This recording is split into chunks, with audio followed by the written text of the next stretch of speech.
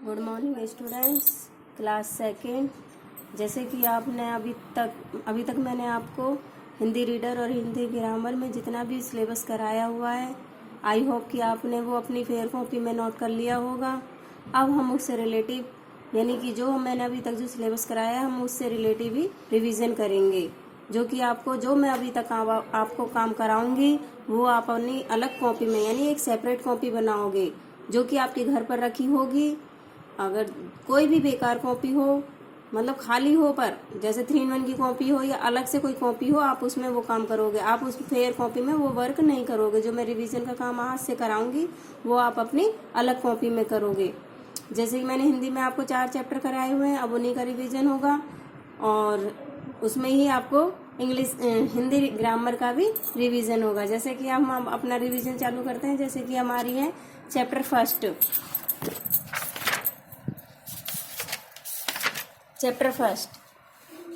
जिसमें है ईश वंदना, जो कि एक कविता है। आपने इसे पहले भी पढ़ चुका है और मुझे रीड कराने की तो जरूरत नहीं है, फिर भी मैं एक बार आपको करा देती हूँ। आप अच्छे से सुनना और उसे रीड भी करना, क्योंकि आप अगर ये कविता याद करोगे, पढ़ोगे, तो वो उसमें से ही आपको क्वेश्चन आंसर शब्दार्थ सभी इसी में ही मिल जाएंगे। चलिए हम अब कविता को चालू करते हैं।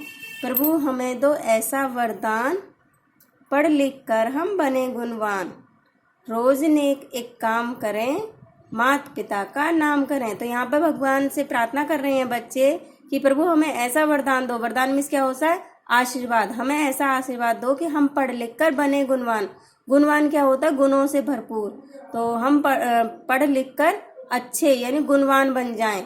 रोज नेक एक काम करें और हम रोज एक अच्छा काम करें, माता पिता का नाम करें। जब हम अच्छा काम करेंगे तो हमारे माता पिता का भी नाम होगा। जन जन के हो तुम ही दाता, हम सब के हो भाग्य विधाता। जन जन यानी कि सारी संसार के तुम ही दाता हो, यानी कि भगवान हो। हम सब के हो भाग्य विधाता और हम सबके भाग्य को बनाने वाले हो।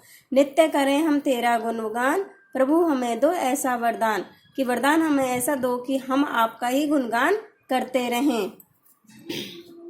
तेरी शक्ति बड़ी अपार, करते दीनों का तुम उद्धार। कि आपकी शक्ति इतनी बड़ी है कि आप दिनों में से होता है गरीबों का, और उद्धार में क्या होता है? कल्याण करना। तो आपकी इतनी बड़ी शक्ति है कि आप गरीबों का भी कल्याण करते हो। हम बालक तेरे नादान, प्रभु हमें दो विद्या का दान। कि हम बालक इतने नादान है कि हमें विद्या का दान दे दो, यानी कि हमें पढ़ने की शक्ति दो। तो यहाँ पर हमारी कविता खत्म होती है। आप इसे अच्छे से रीड करोगे। अब इसी से हम रिलेटिव कुछ शब्दार्थ और क्वेश्चन आंसर करेंगे, जो कि मैं इसमें आपको पूरा नहीं करूँगी क्योंकि आपकी फेयर कॉपी में पहले से ही ऑलरेडी पूरे हो चुके हैं। अब उसी से ही हम रिलेटिव शब्दार्थ करते हैं। जैसे कि यहाँ पर मैंने दिया हुआ है विधाता। विधाता कौन होता है? बनाने वाला।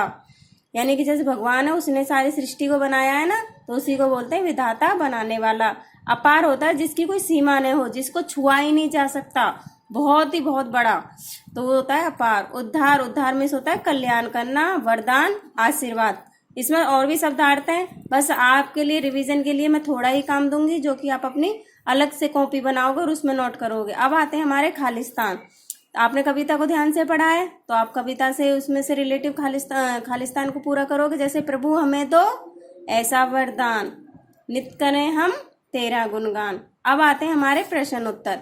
इससे रिलेटिव हमारे क्वेश्चन आंसर भी बन सकते हैं और फ्लप्स में भी आ सकता है। तो आपको ये कविता अच्छे से पढ़नी है, इससे कुछ भी आ सकता है। प्रश्न उत्तर का खालिस्तान बन सकता है, खालिस्तान से प्रश्न उत्तर भी बन सकते हैं। अब इसमें क्वेश्चन पूछा है, प्रभु किसका उद्धार करते हैं? किसका उद्धार करते हैं? दीनों का या गरीबों का। आप कुछ भी लिख सकते हो। सेकंड क्वेश्चन आता है, बच्चे प्रभु से क्या मांगते हैं? बच्चे प्रभु से वरदान मांगते हैं। वरदान ही तो मांगा है ना बच्चों ने। अब आते हैं हम, तो यहाँ पर हमारा होता है रीडर पोर्शन खत्म। अब आता है हमारा भाषा। तो भाषा किसे कहते हैं?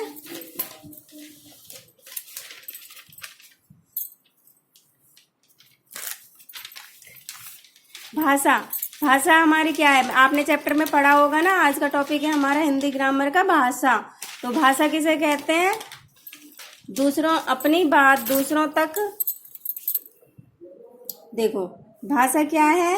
अपनी बात दूसरों तक पहुंचाना और दूसरों की बातों को समझना, उसे भाषा कहते हैं। यानी कि जब हम बात करते हैं तो वो हमारी बातों को समझते हैं और उनकी बातों को हम समझते हैं, तो उसे क्या बोलते हैं? भाषा। अब आता है हमारा भाषा। यहाँ पे देखो भाषा के रूप, यानी कि भाषा के कितने रूप होते हैं? हमारे भाषा के 2 रूप होते हैं। एक होता है मौखिक रूप और दूसरा होता है हमारा लिखित रूप। मौखिक रूप क्या होता है? जिसको हम बोलकर और सुनकर समझते हैं, उसे मौखिक रूप कहते हैं। देखो बोलकर, जैसे मैंने आपसे कुछ भी पूछा तो वो मैंने आपसे बोला है ना, और आपने उसको क्या करा? सुना। मैंने आपसे कुछ पूछा तो आपने उसको सुना, तो ये हो गया हमारा मौखिक रूप। अब आता है हमारा लिखित रूप। लिखित रूप क्या होता है? जिसको हम लिखकर या पढ़कर समझते हैं, उसे लिखित रूप कहते हैं। जैसे मैंने आपसे कहा एक कविता लिख के दिखाओ, तो आपने मुझे लिख के दिखाई, तो वो हो गया उसका लिखित रूप। अब उसको पढ़ा, आपने मुझे लिख के दिखा दिया, मैंने उसको पढ़ा, यानी कि आपकी लिखी हुई कविता को मैंने पढ़ा, तो वो उसका क्या हो गया? लिखित रूप। तो हमारा आज का रिवीजन इतना ही। मैं आशा करती हूँ आप इसे अपनी फेयर कॉपी में फेयर कॉपी में नहीं, अलग से अलग कॉपी में इसे नोट करोगे और इसे याद भी करोगे, क्योंकि अब ये आपका रिवीजन चल रहा है और रिवीजन में आपको थोड़ा सा लिखने का काम मिलेगा और याद करने का, क्योंकि आपको पेपर में भी बिना याद के तो कुछ लिख ही नहीं सकते हो ना। तो आप ये सब अपनी कॉपी में नोट करें और इसे लर्न करें। Thank you.